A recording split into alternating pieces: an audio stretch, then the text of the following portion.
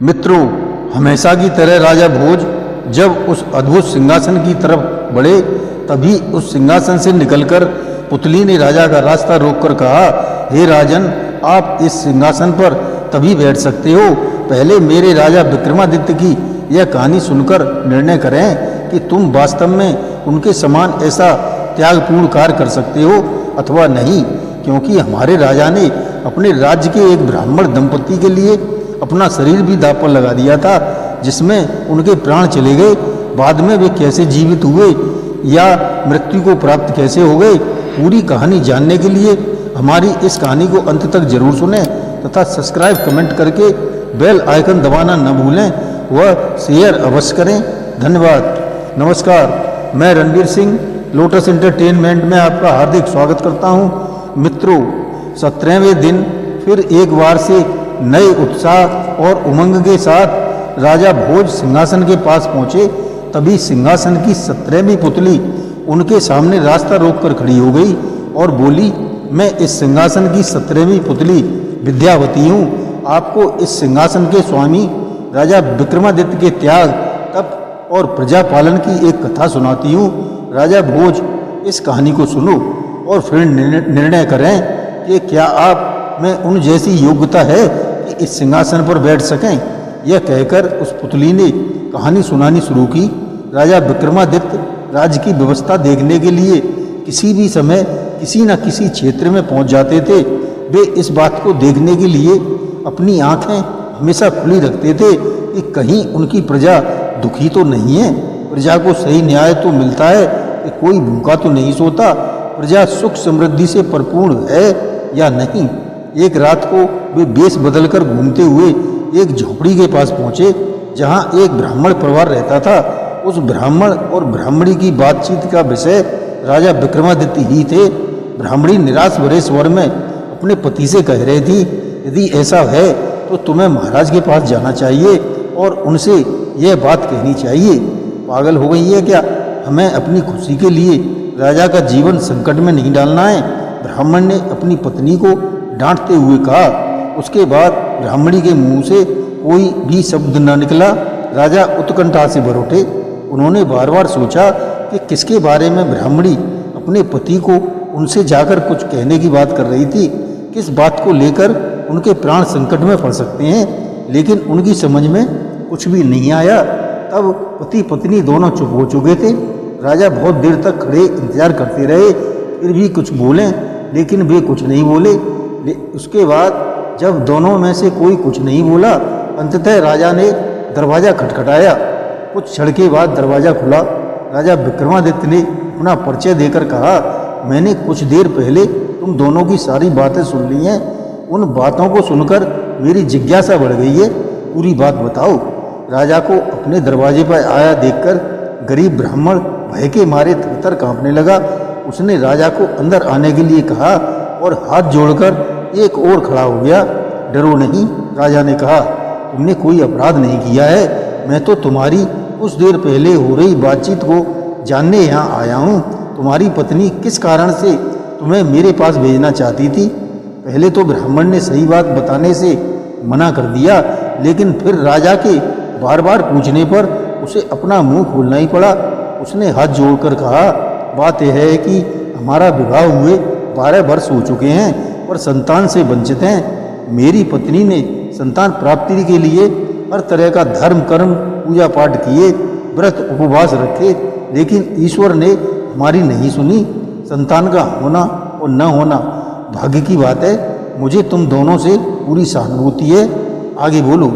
ब्राह्मण ने कहा, मेरी पत्नी को एक स्वप्न में देवी ने इससे कहा है कि यहाँ से 30 कोस दूर पूर्व दिशा के जंगल में कुछ साधु सन्यासी और तपस्वी एक विशाल अग्निकुंड के सामने बैठे साधना कर रहे हैं। वे शिव की उपासना करते हुए अपने शरीर के अंगों को काट काट कर हवन कुंड में झोंक रहे हैं। उनका विश्वास है कि साक्षात भगवान शिव उन्हें दर्शन देंगे और वे जो चाहेंगे मांग लेंगे।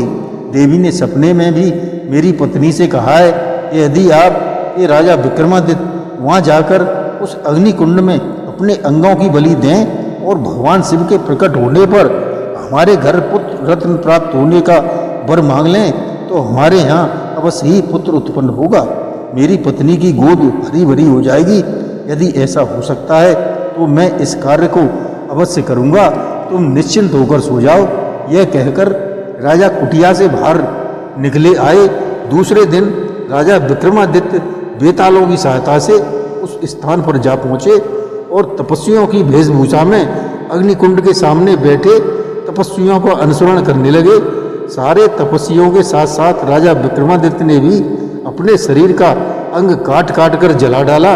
राजा विक्रमादित्य सहित जब सारे तपस्वी जलकर राख हो गए तब भगवान शंकर का एक गढ़ वहां पर आ पहुंचा। उसने मरे हुए तपस्वियों की राख पर अमृत की कुछ बूंदें डाली। सभी तपस्वी जिंदा हो गए, किंतु भूलवश वह गढ़ राजा विक्रमादित्य की राख पर अमृत छिड़कना भूल गया, जिसके कारण वे फिर से जिंदा न हो सके। जब उन सभी तपस्वियों को इस बात का पता चला तो उन्हें बहुत दुख हुआ।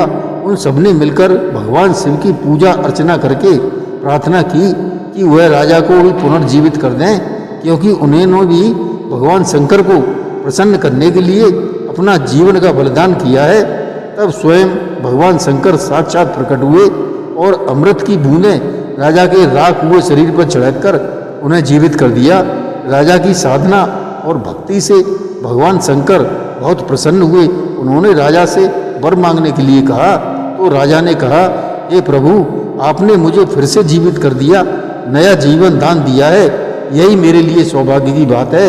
लेकिन यदि कुछ देना ही चाहते हैं तो मैं अपने राज्य के उस गरीब ब्राह्मण दंपत्ति के लिए संतान मांगता हूँ, जिनका विवाह हुए 12 वर्ष बीत चुके हैं, लेकिन अभी तक उनकी कोई संतान नहीं हुई है।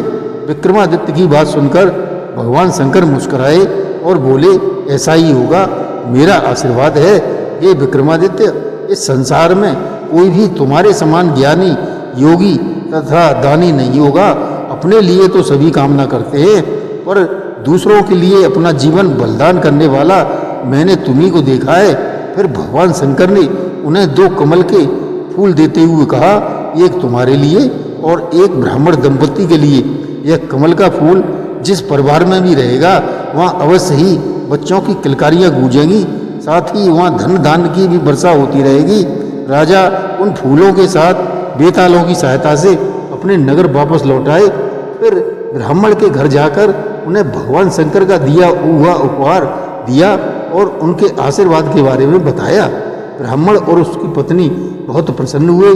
ब्राह्मण ने बताया, मेरी पत्नी को भी रात में सपना दिखाई दिया था कि भगवान शंकर ने आपकी साधना से प्रसन्न होकर हमारे लिए आशीर्वाद दिया है।